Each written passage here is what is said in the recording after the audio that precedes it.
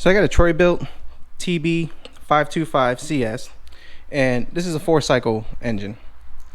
Now this complaint comes in initially that the fuel lines were bad and this thing hasn't ran for a while.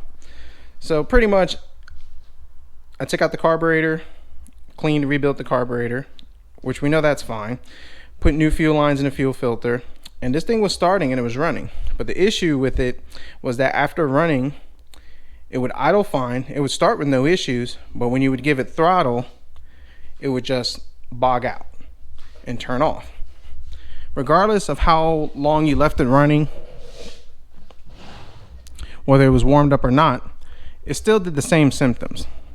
Now another symptom I noticed too with this thing is that it seemed to be burning a lot of oil, which it could be a more mechanical issue with it, meaning that the valves could be out of adjustment or the rings could be severely worn. But then when I started looking at it, there's a lot of oil coming in, and in fact it's dripping oil right over there coming from the intake. I checked the spark plug. In checking the spark plug, I realized the spark plug, actually I could take this out right now, is not fouled with oil. So it makes me kind of think that the rings may not be as bad as I think, but another issue, which I'm going to talk about that in a sec. So let me go ahead and open this cover up, which this pops out pretty easy. And if you notice, this is really wet and there's actually a lot of oil in here. And in fact, this little breather, if you look, it's just saturated with oil, and I mean an excessive amount of oil. Like I said, we still could have a major mechanical issue going on with this, or I think it might be something a little more simple. So this is what I'm thinking. This actually requires oil and uses traditional gas because it is a 4-cycle engine. So what I'm thinking is that the oil could have been changed, and when it was changed, it might have been overfilled. This thing only uses 2.3 ounces of oil. So what I'm going to go ahead and do, and hopefully not make too much of a mess, is I'm going to take this plug off and see how much oil actually comes out of this, measure it, and see if that's actually my issue. And if that's the case, then this could be something as simple as being overfilled with oil. And if you look right over here, I mean, just look at the oil that's coming out of here. So I'm going to go ahead and try that first as process of elimination, and then see if it runs better. Then that might have been the whole issue.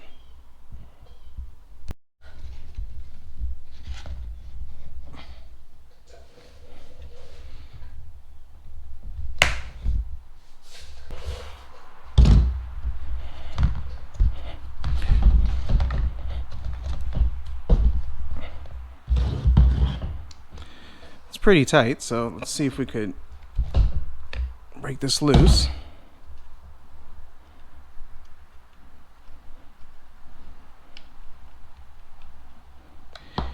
And as you can see, this thing is way overfilled with oil, and I'm making a mess.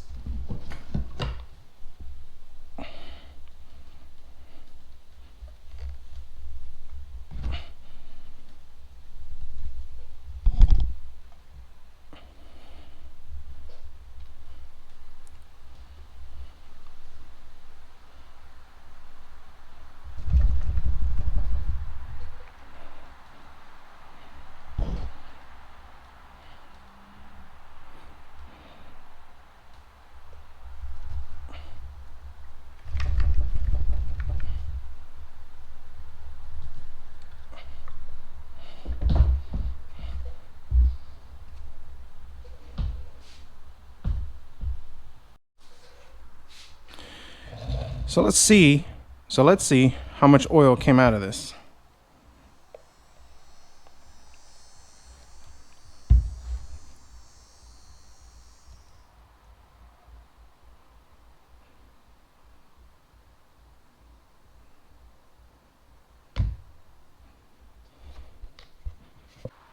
probably 6 or 7 ounces, way more than what's recommended on this.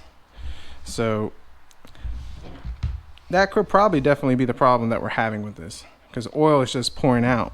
Now another thing I had talked about is trying to figure, showing you guys one of the symptoms that I figured out.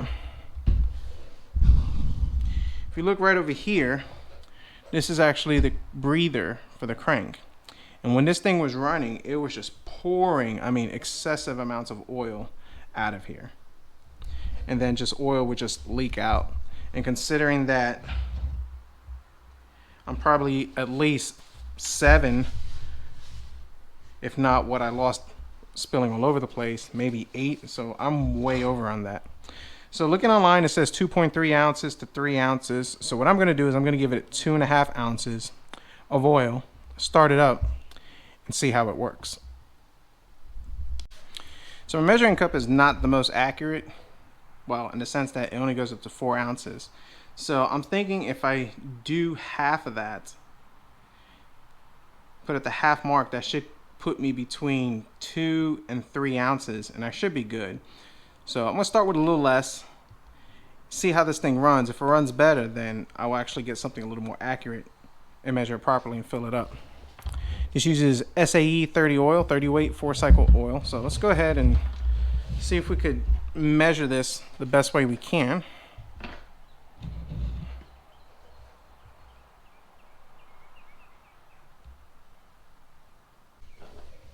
I want to go ahead and say that's about at least 2.5 to 3 ounces. So that should be good to at least start it and see if we're still having that issue. So now I don't have the special fill funnel or whatever that you would use, or even the typical bottle that would fill this a lot easier. So I'm just gonna lay this down like this, pour it in, and hopefully that should suffice.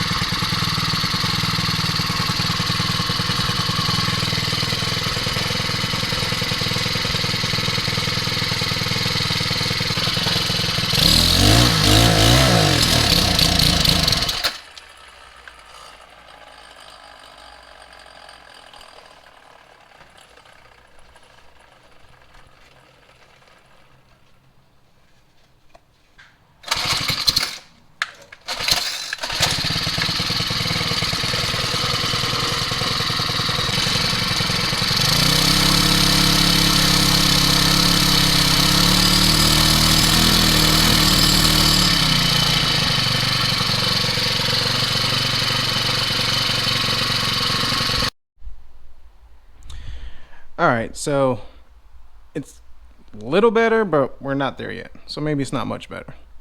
So next thing I want to look at is my valve adjustment and see what it's at. Now, after the first 5 hours, it's recommended in the manual to check the valve clearance and adjust as needed. And then after that, it's every 25 hours after use.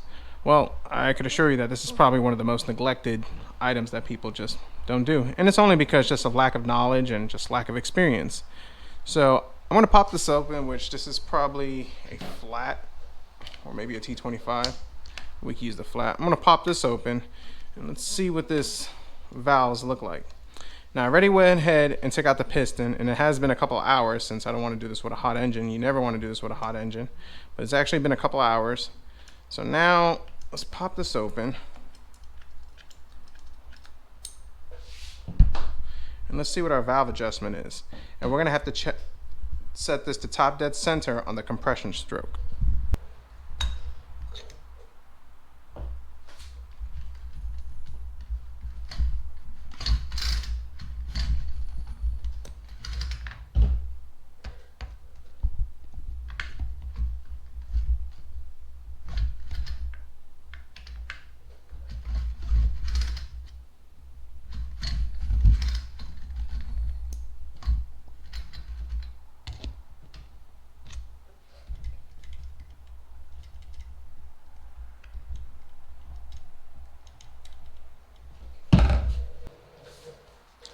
Now the recommended clearance for the intake and the exhaust is 3 to 6.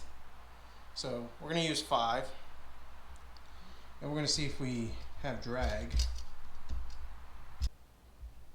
That's about as good as it's going to be.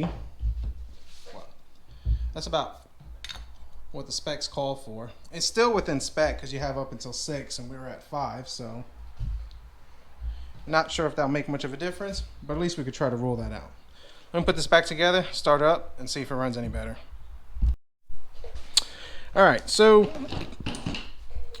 the valve adjustment didn't really make much of a difference. I mean, they weren't out of spec or anything like that, so if it was something more obvious, then I would say we'd have a win, but I turned it on and it's still doing the same thing. Blip the throttle and it dies. So the last thing to try before diagnosing that this motor is bad without actually using a compression tester is apparently there's supposed to be a spark arrestor behind here. It says to take it out, either clean it or replace it. So I'm gonna do what the instruction says, take this out, I'm gonna clean it with a wire brush and see if that fixes the issue. If that doesn't fix the issue, then more than likely this motor is junk. So let's give that a shot. We're just gonna kind of squeeze them in here.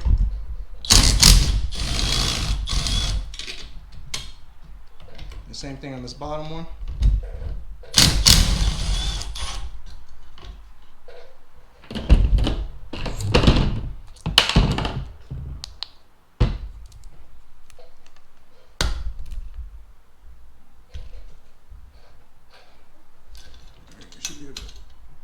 Should be able to squeeze this out.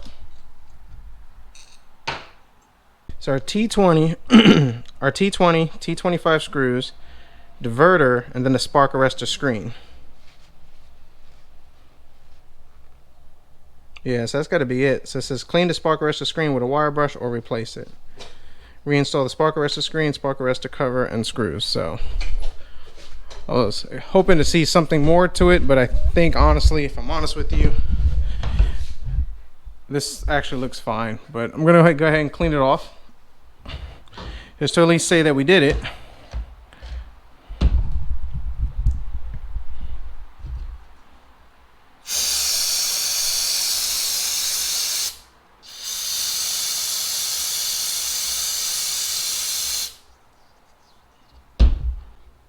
Outside of that, I mean, there's really nothing wrong with this. I mean, it's not broken, it's not clogged.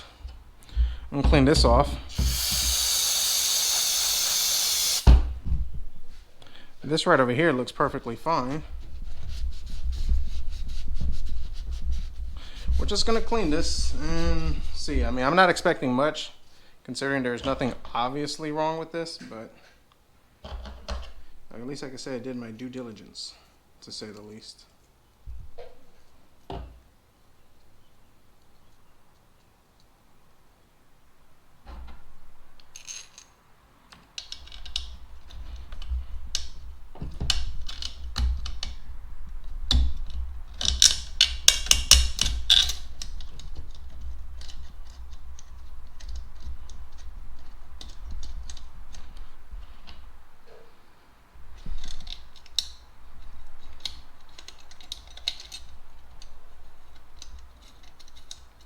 Got our 2 screws in.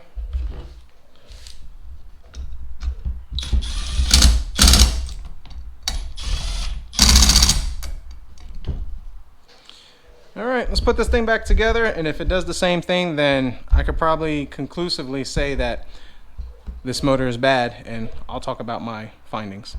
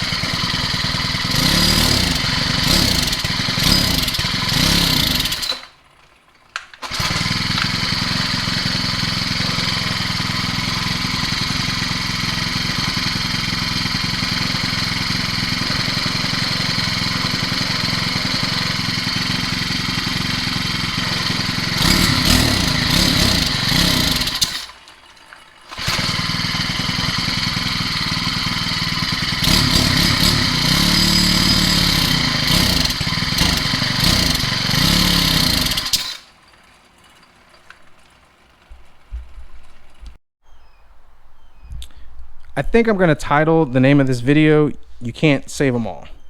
And here's why. You know, this was thrown out, and a lot of times I get lucky more so than not, where these things are thrown out and typical fuel lines and a good deep cleaning fixes the issue very easily and cost effective. In this case, that wasn't the issue. We initially started with no fuel lines. We replaced the fuel lines, and in the process of doing that, we went ahead and just rebuilt the carburetor, which was very simple, and these are very straightforward, with the OEM kit for it that I just happened to have lying around for it. The carburetor was clean, and it wasn't even that bad or dirty, if I'm honest with you. I mean, there wasn't a lot of stuff that came out of it when we ran it through the ultrasonic cleaner. After doing that, we fired it up, and firing it up, we saw that, number one, it burns a lot of oil. Number two, when you give it gas, it just bogs down and dies. I went through the diagnostic manual through Troy-Bilt for this one. We checked the valve adjustment, which the valves were clean and they were well within spec. I just tightened them down just a smudge just to get them a little more out of it, but that really made no difference. I even went back and loosened to where it was, and that still made no difference on it. No matter what I do, you bleep it and it goes. I checked the spark plug, re-gapped it, cleaned it up, and still does the same thing. The oil level on it was over full, as you saw, and we were almost at 8 ounces when this thing only uses about 2.5 to 3 ounces of it. I do believe that it is mechanical internal, and the reason why I'm saying that is because if you look at it, and let's get it in the light, you see all that shine. It just continues no matter what I did or whatever repairs I try to do. It just continues to pour oil out of this breather right over here. So that tells me that there's something going on inside, and at this point going any further is really not going to be worth it with this machine. It is a cool machine. I do like this 4 cycles because they're a lot quieter, and in my opinion they're easier to fix. But I think one of the issues could have been was, number one, overfilling the oil. Number two, somebody ran the wrong type of fuel mixture, which a lot of people, I mean, if you look at it and you don't know, you would think this is a 2-stroke engine when this is a 4. So yeah, and I even went as far as going into the manual, checking the spark arrestor, cleaning that out, and that still wasn't the issue. So you can't save them all. It was a good learning experience, and in the end, if anything, I have an extra carburetor that's good for the next build that comes in that might need a carburetor. So hope you guys enjoyed the video. Thanks for watching, and we'll see what we fix next.